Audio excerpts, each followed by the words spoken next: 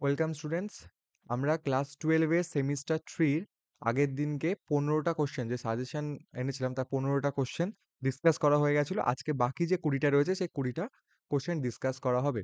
তো ফার্স্ট যে কোশ্চেনটা রয়েছে, যে ফার্স্ট কোশ্চেন রয়েছে সেটা হলো মাসিক চক্রের ফলিকিউলার ধাপে কোন হরমোনের মাত্রা বেশি থাকে? আচ্ছা, মেনস্ট্রুয়াল সাইকেল যেটা আছে সেখানে যে ফলিকিউলার ফেজ রয়েছে, সেই ফলিকিউলার ফেজে কোন হরমোন সবথেকে বেশি পরিমাণে সবথেকে বেশি পরিমাণে প্রেজেন্ট থাকে, মানে তার কার ফাংশন সবথেকে বেশি, রোল সবথেকে বেশি থাকে। তো মেনস্ট্রুয়াল সাইকেলের যে কটা ফেজ রয়েছে প্রত্যেকটা ফেজেই কোন হরমোন, কোন লেভেলে কোন হরমোন বেশি পরিমাণে থাকে সেটা খুব ইম্পর্টেন্ট একটা জিনিস, সেটা জানতে হবে। কিন্তু এখানে বলেছে ফলিকিউলার ফেজ, তো ফলিকিউলার ফেজে থাকে ইস্ট্রোজেন। ইস্ট্রোজেনের পরিমাণ সবথেকে বেশি থাকে, অর্থাৎ অপশন সি, ইস্ট্রোজেন সবথেকে বেশি পরিমাণে থাকে। কারণ এখানে এন্ডোমেট্রিয়াম ফর্মেশন হয়। তো ওখান থেকে যে ফলিকিউলার যে সেলস গুলো থাকে তারা ইস্ট্রোজেনকে রিলিজ করে। তাই ফলিকিউলার ফেজে সবথেকে বেশি পরিমাণে ইস্ট্রোজেন প্রেজেন্ট থাকে। স্ন্যাপড্রাগন, স্ন্যাপড্রাগন যে ফুলটা রয়েছে সেখানে একটা লাল আর সাদা, যে স্ন্যাপড্রাগন লাল আর সাদা ফুলের যে ক্রস হয়, সে ক্রসের ফলে F2 জেনারেশন, F2 প্রজন্মে যে ফিনোটিপিক রেশিও সেটা কি হয়? সেটা হয়ে থাকে 1:2:1। এটা ইনকমপ্লিট ডমিনেন্স দেখায়। যেখানে একটা হোয়াইটের সঙ্গে লালের যখন ক্রস হয়ে পিঙ্ক ফর্মেশন হয়। যেখানে একটা হোয়াইট, দুটো পিঙ্ক আর একটা রেড, অর্থাৎ 1:2:1, 1:2:1 অনুপাতে এদের ফিনোটিপিক রেশিও। এটা হচ্ছে F2 জেনারেশনে লাল আর সাদা ফুলের ফিনোটিপিক রেশিও স্ন্যাপড্রাগনের ক্ষেত্রে। কারণ এখানে ইনকমপ্লিট ডমিনেন্স হয়ে থাকে। আর নেক্সট কোয়েশ্চেন হচ্ছে এবিও ব্লাড গ্রুপ। আমাদের যে এবিও ব্লাড গ্রুপ আছে, এই এবিও ব্লাড গ্রুপের ক্ষেত্রে কিসের এক্সাম্পল, মানে এবিও ব্লাড গ্রুপটা কিসের এক্সাম্পল? অপশন এ হচ্ছে মাল্টিপল অ্যালিলিজম। এটা তো হবে, কারণ এবিও ব্লাড গ্রুপের ক্ষেত্রে ৩ টে অ্যালিল কাজ করে, এ, বি আর ও। তো এখানে অনেক একের বেশি অ্যালিল রয়েছে, অর্থাৎ এইজন্য এটা হচ্ছে মাল্টিপল অ্যালিলিজম এক্সাম্পল। আর কো-ডমিনেন্সও হবে। এবি ব্লাড গ্রুপের ক্ষেত্রে, এবি ব্লাড গ্রুপের ক্ষেত্রে কো-ডমিনেন্স হবে, কারণ এখানে দুটো দুটো অ্যালিল, অ্যালিল এ আর অ্যালিল বি, দুটো অ্যালিলই কিন্তু এখানে এক্সপ্রেস করে। তাই এটা হচ্ছে কো-ডমিনেন্সেরও এক্সাম্পল। আর যেটা আছে শুধু ডমিনেন্স, শুধু ডমিনেন্স হবে না, মাল্টিপল অ্যালিলিজম আর কো-ডমিনেন্স এর এক্সাম্পল হয়ে থাকে এবিও ব্লাড গ্রুপ। যদি শুধু ব্লাড গ্রুপ বলা হতো, তাহলে সেক্ষেত্রে মানে যদি শুধু এবি ব্লাড গ্রুপ বলা হতো সেক্ষেত্রে কিন্তু এটা কো-ডমিনেন্স এর এক্সাম্পল হতো। কিন্তু এখানে এবিও ব্লাড গ্রুপ বলা হয়েছে, তাই এটা মাল্টিপল অ্যালিলিজম আর কো-ডমিনেন্স দুটোই হবে, অর্থাৎ বোথ এ অ্যান্ড বি, অর্থাৎ অপশন ডি হবে এর অ্যান্সার। তো 18 নম্বর কোশ্চেনের অ্যান্সার হবে অপশন ডি, মাল্টিপল অ্যালিলিজম আর কো-ডমিনেন্স দুটোই হবে এর অ্যান্সার। ল্যাক ওপেরনের ক্ষেত্রে স্ট্রাকচারাল জিন কোনগুলো? ল্যাক ওপেরনের ক্ষেত্রে ৩ টে স্ট্রাকচারাল জিন থাকে। সেটা হচ্ছে ল্যাক জেড, ল্যাক এ আর ল্যাক ওয়াই। এই ৩ টে স্ট্রাকচারাল জিন থাকে। তো ল্যাক জেড, ল্যাক এ আর ল্যাক ওয়াই এটা রয়েছে অপশন বি তে। অপশন বি তে ল্যাক জেড, ল্যাক ওয়াই আর ল্যাক এ, এই ৩ টে স্ট্রাকচারাল জিনের এক্সাম্পল। তো এর অ্যান্সার হবে অপশন বি। নেক্সট কোয়েশ্চেন, নিম্নলিখিত ইনকমপ্লিট ডমিনেন্স এর উদাহরণ কোনটা? আচ্ছা, নিচে যে উদাহরণগুলো রয়েছে এর মধ্যে কোনটা ইনকমপ্লিট ডমিনেন্স এর উদাহরণ? তো এটা হবে হচ্ছে মিরাপ্লিস জালাপা। অপশন এ, যেটাকে আমরা 4 o'clock প্ল্যান্টও বলে থাকি। অপশন বি হবে এর অ্যান্সার। হার্ডি উইনবাখ ইকুইলিব্রিয়ামে কোনটা হেটারোজাইগাস ইন্ডিভিজুয়াল? আচ্ছা, তো হার্ডি উইনবাখে যে সাম্যাবস্থা রয়েছে সেখানকার সূত্র হচ্ছে P square plus 2pq plus Q square equals to 1। এটা হচ্ছে হার্ডি উইনবাখ প্রিন্সিপাল। তো এখানে পি এর ভ্যালু দেওয়া আছে, পি দেওয়া আছে 0.6। তাহলে কিউ আমরা বের করতে পারবো, সেটা হবে 1 মাইনাস 0.6, অ্যান্সার হবে 0.4। তো কিউ পেয়ে গেলাম 0.4। তো পি আছে 0.6 আর কিউ পেয়ে গেছি 0.4। আর করতে বলেছে হেটারোজাইগাস, মানে কি চেয়েছে? Heterozygous individual. তো এখানে হেটারোজাইগাস ইন্ডিভিজুয়াল হচ্ছে 2pq, এটা হচ্ছে হেটারোজাইগাস ইন্ডিভিজুয়াল। তো এইটা চেয়েছে কতটা? তো এটার অ্যান্সার হবে 2 ইন্টু পির ভ্যালু কত? 0.6 আর কিউর ভ্যালু হলো হচ্ছে 0.4। তো এটা যদি অ্যান্সার বেরোবে 0.48। তো এটা হবে অ্যান্সার। তো এটা আছে অপশন বি তে। তো কোশ্চেন নাম্বার 21 এরও অ্যান্সার হবে অপশন বি, 0.48। নেক্সট কোশ্চেন, নিম্নলিখিত কোনটি ডারউইনের তত্ত্বের অংশ? আছে কোনটা ডারউইনের প্রিন্সিপাল নয়? অপশন এ প্রাকৃতিক নির্বাচনবাদ, এটা তো হবে। অপশন বি হলো হচ্ছে যোগ্যতমে উদারবর্তন, আচ্ছা যোগ্যতমে বেঁচে থাকা, এটা হবে। আর অপশন সি যেটা হচ্ছে অর্জিত বৈশিষ্ট্যের উত্তরাধিকার, না অর্জিত বৈশিষ্ট্যের উত্তরাধিকার এটা ল্যামার্কের মতবাদ, এটা ল্যামার্ক দিয়েছিলেন। তো এটা ডারউইনের মতবাদ নয়। তো অপশন সি হবে এর অ্যান্সার, তো 22-এর অপশন সি হলো অ্যান্সার। নেক্সট, মানুষের হাত, তিমির পাখনা এবং বাদুড়ের ডানা এর মধ্যে কোনটির উদাহরণ? আচ্ছা, মানুষের হাত, তিমির পাখনা এবং বাদুড়ের ডানা এদের তিনজনেরই কিন্তু অরিজিন সেম হয়ে থাকে, এদের অরিজিন সেম হয়ে থাকে, কিন্তু এদের ফাংশন ডিফারেন্ট, এদের কাজ কিন্তু আলাদা। এদের যে ফাংশন আছে সে ফাংশন কিন্তু সেম হয় না। তাহলে এটা কি হোমোলোগাস অর্গান, অর্থাৎ সমস্ত যে অঙ্গ হয়, সমস্ত অঙ্গেরই বিষয়টা যে যদি অরিজিন সেম হয়ে থাকে আর ফাংশন ডিফারেন্ট হয়ে থাকে। তো মানুষের হাত, তিমির পাখনা এবং বাদুড়ের ডানা এটা একটা সমস্ত অঙ্গের এক্সাম্পল। তো অপশন বি হবে এর অ্যান্সার। নেক্সট কোশ্চেন হচ্ছে মানব বিবর্তনের সঠিক ক্রম। আচ্ছা, হিউম্যান এভলিউশন জিজ্ঞাসা করেছে। তো হিউম্যান এভলিউশনের ক্ষেত্রে সব থেকে লাস্ট যেটা, সেটা হচ্ছে হোমো স্যাপিয়েন্স। তো সবার আগে আসলে হচ্ছে অস্ট্রালোপিথিকাস, সবার আগে অস্ট্রালোপিথিকাস, অস্ট্রালোপিথিকাস সবার আগে আসে। আর সবার লাস্টে থাকে হচ্ছে হোমো স্যাপিয়েন্স। তো এখানে সবার আগে অস্ট্রালোপিথিকাস এখানে আছে। অপশন বি তে হোমো হ্যাবিলিস, তো এটা হবে না। অপশন সি তে হোমো ইরেক্টাস হবে না। অপশন ডি তে অস্ট্রালোপিথিকাস আছে, মানে এ আর ডির মধ্যে যে কোনো একটা হবে। আচ্ছা, তারপরে আসলে হচ্ছে হোমো হ্যাবিলিস, তারপরে আসে homo habilis, homo habilis, homo habilis,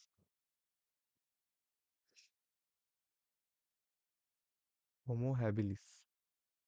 then আছে হোমো ইরেক্টাস, হোমো ইরেক্টাস। আর সবার লাস্টে আসে Homo sapiens, Homo sapiens.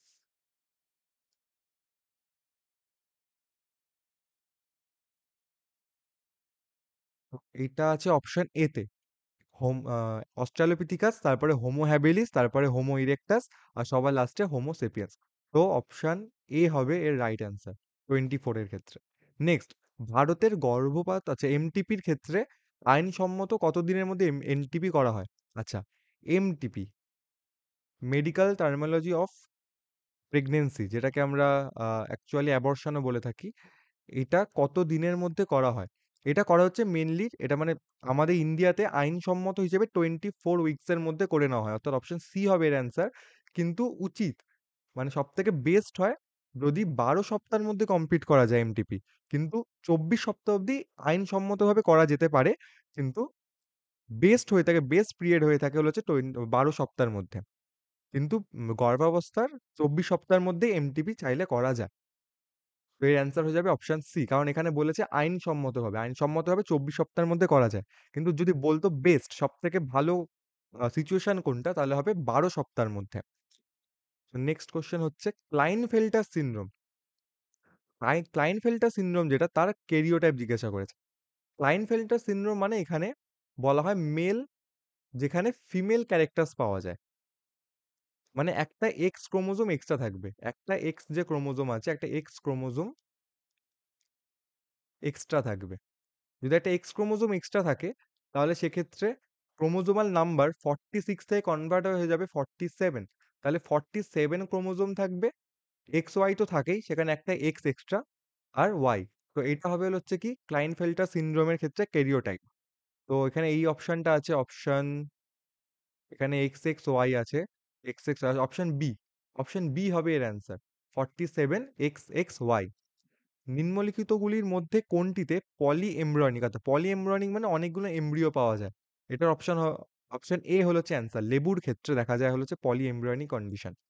Next, assertion বলেছে অ্যাঞ্জিওস্পার্ম উদ্ভিদে ডাবল ফার্টিলাইজেশন ঘটে। হ্যাঁ, এটা কারেক্ট, যে ডাবল ফার্টিলাইজেশন অ্যাঞ্জিওস্পার্ম উদ্ভিদের ক্ষেত্রে দেখা যায়। রিজন বলছে দুটি শুক্রাণু নিউক্লিয়াসে আলাদাভাবে সংযুক্ত হয়। হ্যাঁ, এই রিজনটাও কারেক্ট, কারণ দুটো শুক্রাণু নিউক্লিয়াস আলাদাভাবে ফার্টিলাইজ হয় বলেই সেটা ডাবল ফার্টিলাইজেশন বলা হয় সেটাকে, আর এটা অ্যাঞ্জিওস্পার্মের ক্ষেত্রে দেখা যায়। তো এর অ্যান্সার হয়ে যাবে হচ্ছে অ্যাসারশন এবং রিজন উভয়ই কারেক্ট, বোথ কারেক্ট। এবং রিজন অ্যাসারশনকে সঠিকভাবে ব্যাখ্যাও করছে, তো এর অ্যান্সার এ হয়ে যাবে।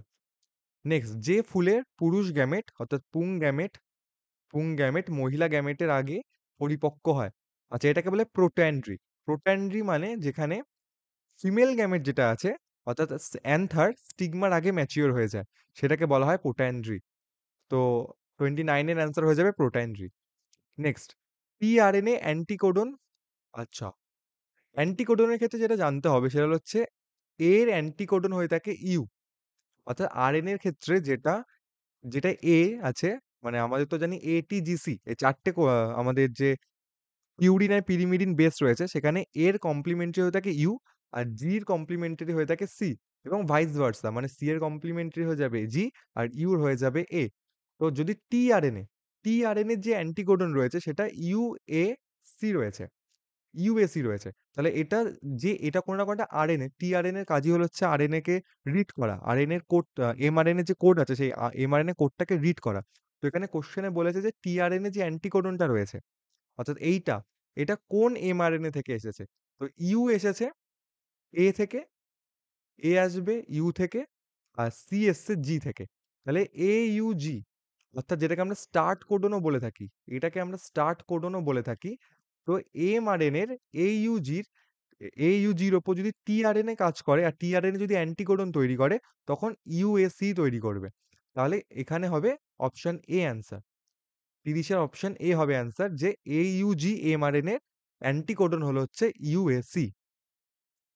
নেক্সট কোশ্চেন, ভারতে সবচেয়ে বেশি ব্যবহৃত গর্ভনিরোধ পদ্ধতি কোনটি? অর্থাৎ ইন্ডিয়াতে সবথেকে বেশি কোন কন্ট্রাসেপটিভ পদ্ধতিটা ইউজ করা হয়? তো এর অ্যান্সার হবে IUD.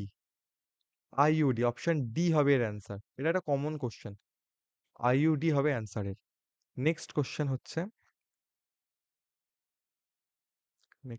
Next which part of the flower develops into the seeds? আচ্ছা, ফ্লাওয়ারে কোন পার্টটা সিডসে অর্থাৎ বীজে রূপান্তরিত হয় আফটার ফার্টিলাইজেশন? এর অ্যান্সার হবে ওভিউল। ওভিউল ট্রান্সফার হয় হচ্ছে, কনভার্ট হয় হচ্ছে কিসে? সিডে। সিকেল সেল অ্যানিমিয়াতে লাল রক্তকণিকা সিকেল আকার, আচ্ছা সিকেল সেল অ্যানিমিয়ার ক্ষেত্রে যে আরবিসি রয়েছে, আরবিসি কি হয়ে যায়? এই কন্ডিশন হচ্ছে আরবিসি সিকেল শেপড হয়ে যায়, আরবিসি সিকেল শেপড হয়ে যায়। এটার রিজন কি, মানে এটা কেন হয়?